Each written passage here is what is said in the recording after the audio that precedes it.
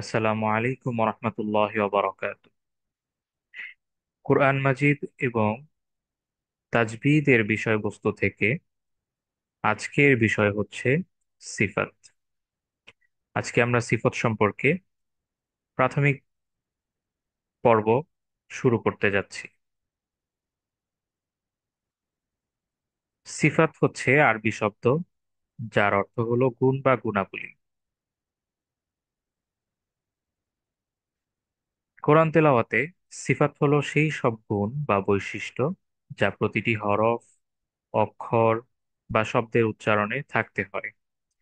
কোরআনের সঠিক তেলাওয়াতের জন্য সিফাতের গুরুত্ব অপরিসীম, কারণ সঠিক সিফাতের মাধ্যমে কোরআনের অক্ষর সঠিকভাবে উচ্চারণ করা হয়, যা এর অর্থ ও সৌন্দর্য বজায় রাখে। সিফাত মূলত কোরআনের হরফ বা অক্ষরের গুণ, তাদের প্রকৃতি এবং উচ্চারণের নিয়মগুলো বর্ণনা করে। যেমন, নাম্বার 1, জাহার, স্পষ্ট উচ্চারণ। জাহার শব্দের অর্থ হলো স্পষ্ট ও তীব্রভাবে উচ্চারণ করা। যখন আমরা কিছু হরফ বা অক্ষর পড়ি, তখন সেগুলো শব্দকে স্পষ্টভাবে এবং জোরে উচ্চারণ করতে হয়। যেমন আলিফ, দাল, র, সিন ইত্যাদি এই হরফগুলো উচ্চারণ যখন করি আমরা, তখন স্পষ্টভাবে এবং জোরালোভাবে উচ্চারণ করে থাকি। নাম্বার 2, লিন, মৃদু বা নরম উচ্চারণ।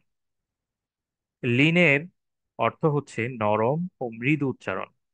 কিছু হরফ উচ্চারণ করতে হয় খুবই মিষ্টি ও মৃদুভাবে, যেন শব্দটি খুব ধীরে এবং নরম শোনায়। যেমন ওয়াও, ইয়া এবং হা ইত্যাদি। নাম্বার 3, সিদ্ধা। সিদ্ধা অর্থ শক্তিশালী উচ্চারণ। সিদ্ধা মানে শক্তিশালী, কিছু হরফে শক্তি ও দৃঢ়তা থাকতে হয়। যখন এগুলো পড়া হয়, তখন যেন শব্দের মধ্যে দৃঢ়তা থাকে এবং এটি স্পষ্টভাবে শোনা যায়। যেমন কফ, ত, সদ, দত ইত্যাদি। এই হরফগুলো যখন উচ্চারণ করি, তখন লক্ষ্য করলে দেখা যায় অনেক শক্তি দিয়ে উচ্চারণ করতে হচ্ছে, আর এটাই হচ্ছে সিদ্ধা।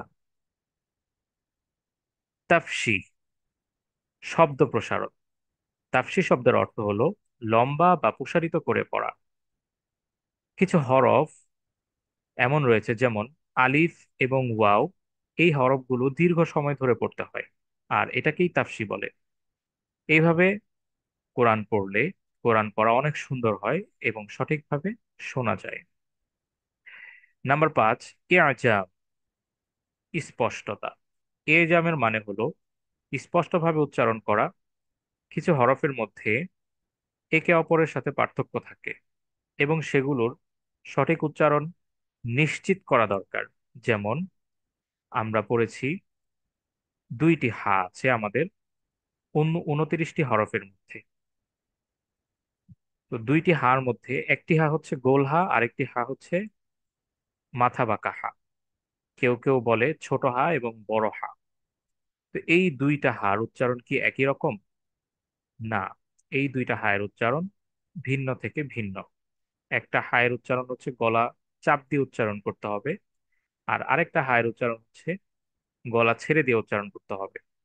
যেমন মাথা বাঁকা হায়ের উচ্চারণ হচ্ছে হা, আর গোল হায়ের উচ্চারণ হচ্ছে হা।